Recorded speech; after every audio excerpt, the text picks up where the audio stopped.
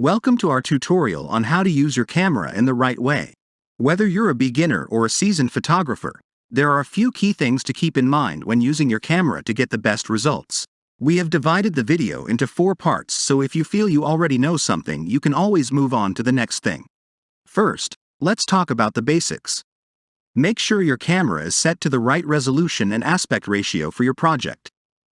A higher resolution will give you more detail, but will also take up more space on your memory card. The aspect ratio determines the shape of your image, so make sure it matches the format you want to use. Next, let's talk about aperture.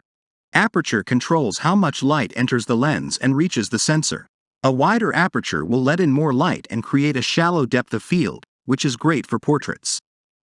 A narrower aperture will create a larger depth of field, which is great for landscapes. Shutter speed is another important setting to consider. A faster shutter speed will freeze motion, while a slower shutter speed will create a blur effect. This can be used to create a sense of movement in your photos. Lastly, let's talk about ISO.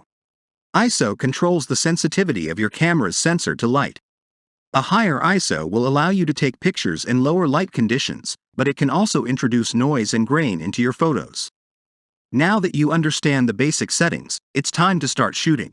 Remember to always keep your camera steady, and to take multiple shots of the same scene to ensure you get the perfect shot. Thanks for watching. We hope this tutorial has helped you understand how to use your camera in the right way. Happy shooting!